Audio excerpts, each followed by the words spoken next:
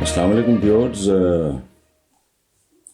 آج کا پہلا سوال ہے احمد علی بٹ ہیں اسلام آباد سے.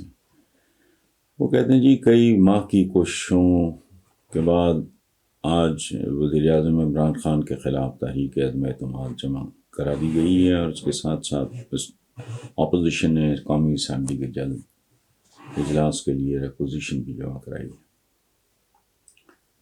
تو آپ کے خیال میں کیا اپوزیشن کو پھل ملے گا؟ ہماری سمجھ سے باہر ہے کہ ان تمام چوروں کو خان صاحب سے مسئلہ کیا ہے. دیکھیں بھائی میرے، جہاں تک پھل ملنے کا تعلق ہے تو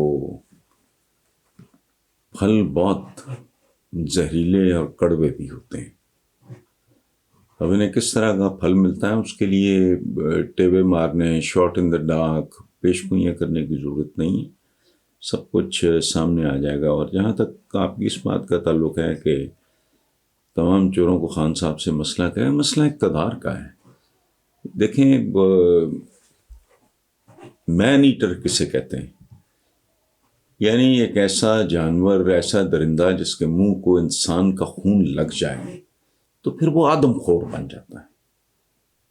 اور آدم خوروں کا بیسیکلی علاج تو ایک ہی ہوتا ہے. مسئلہ اب عمران خان کے ساتھ ان کا کیا ہونا ہے؟ اس کا وہ ان لوگوں میں سے کسی کے ساتھ نہ بیک گراؤنڈ ملتا ہے، نہ اس کا پورا کیریئر ملتا ہے، نہ اس کی طبیعت ملتی ہے، نہ مزاج ملتا ہے، نہ امیج ملتا ہے. تو اس کے اور ان کے درمیان یہ کون سی کوئی زمین، زرزن زمین کا نہیں، یہ اقتدار کا جھگڑا ہے. اور یہ وہ لوگ ہیں جو بہت بری طرح، اور میں سمجھتا ہوں جائز بھی ہے نا، بہت بری طرح فرسٹریٹ ہو چکے ہیں، ڈپریشن کا شکار ہیں، ان کے اعصاب ٹوٹ رہے ہیں. خوف ایک بات کا ہے کہ اگر عمران کو وقت مل گیا، چونکہ میں روز اول سے ایک بات کہہ رہا ہوں کہ عمران کو کوئی چیز بھی، کرکٹ میں گلوری سے لے کے ورلڈ کپ تک، اور پھر اس کا ہاسپٹل کا پروجیکٹ دیکھ لیں، پھر نمل یونیورسٹی دیکھ لیں، پھر اس کی پالیٹکس دیکھ لیں، اس کو کوئی چیز آسانی سے نہیں ملی. اچھا، بہت محنت کرتا ہے وہ آدمی، اور بہت محنت کرنے کے نتیجے میں اس کو اللہ پاک نے پھل دیے ہیں.